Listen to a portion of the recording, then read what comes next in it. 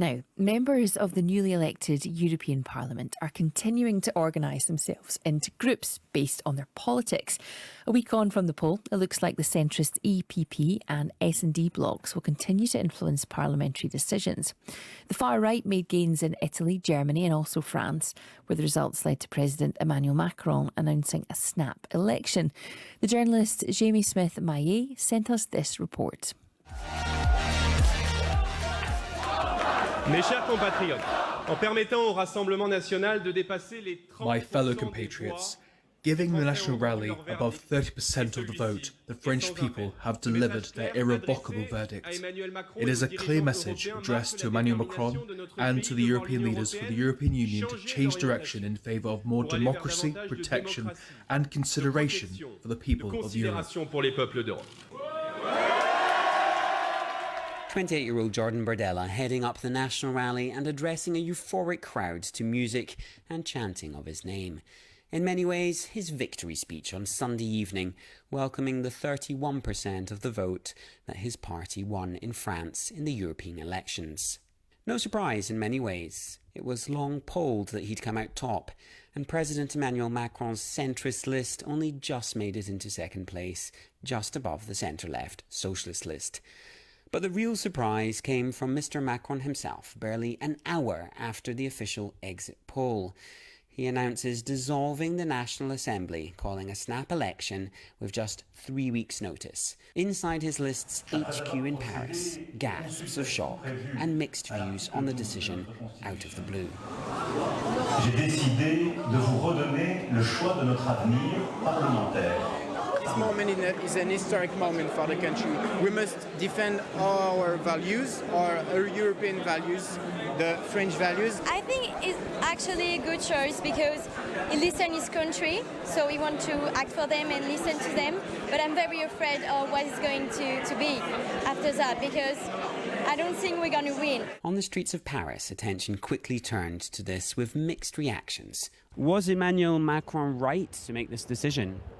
I have no idea. I think he's playing a very dangerous game. Maintenant, la dissolution du Parlement, c'est quelque chose It's not something I was expecting, but I think it's probably a good thing on the whole, because President Macron has seen that France is not necessarily completely behind him, so he's asking the nation to come together and go to the polls again. I understand it from a political point of view, but I don't think it's the right choice right now, because it's dangerous, I think, to give these opportunities to the far right.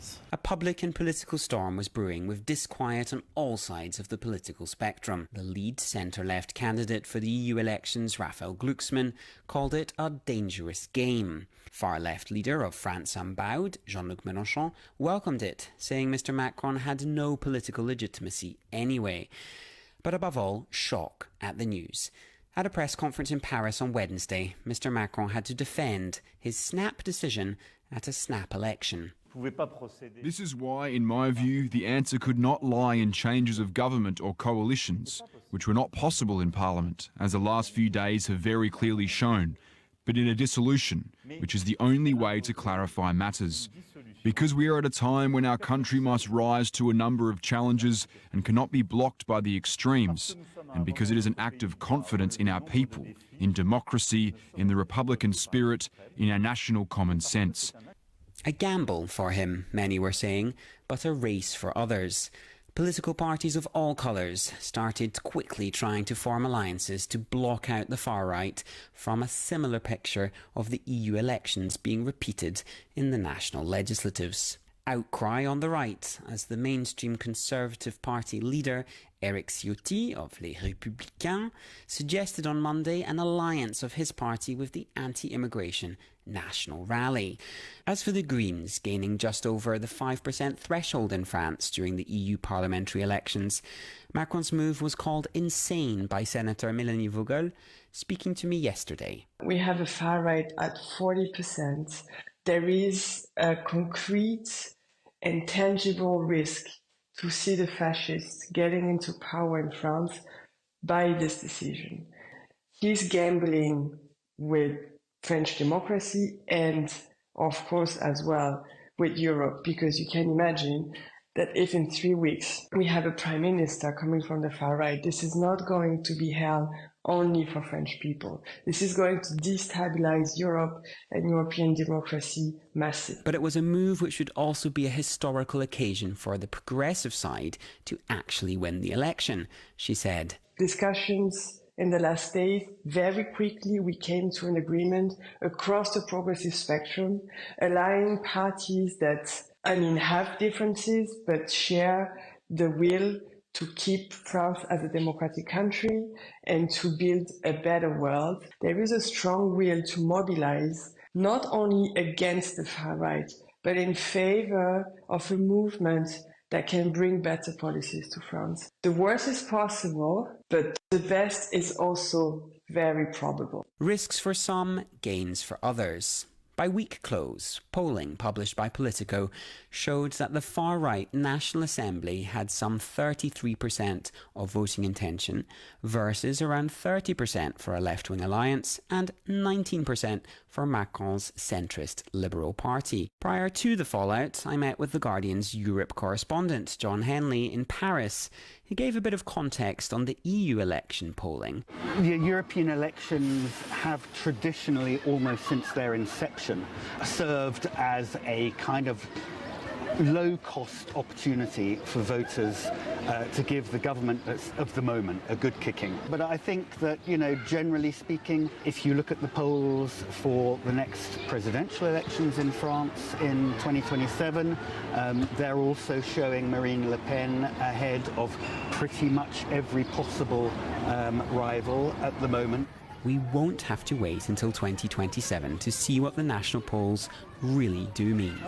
France now has under 3 weeks to ready itself for the legislative elections of the lower chamber, to be held on the 30th of June and then the 7th of July. The far-right National Assembly welcomed the news. Marine Le Pen said her party was ready to take on the reins of power, and in the meantime, back in Brussels, where the talk of the seismic political activity in France could be heard and felt in the lofty corridors of the European Parliament, the president of the far-right parliamentary group, Identity and Democracy, to which the National Rally belongs, spoke positively of the welcome news. Gerolf Anmans talked of winds of change. But this is the old parliament. The new parliament is another parliament, and especially with other political accents. The situation in France is splendid for us. Well, Jamie joins us now from France. Hi, Jamie. Just give us the latest. How are things looking there?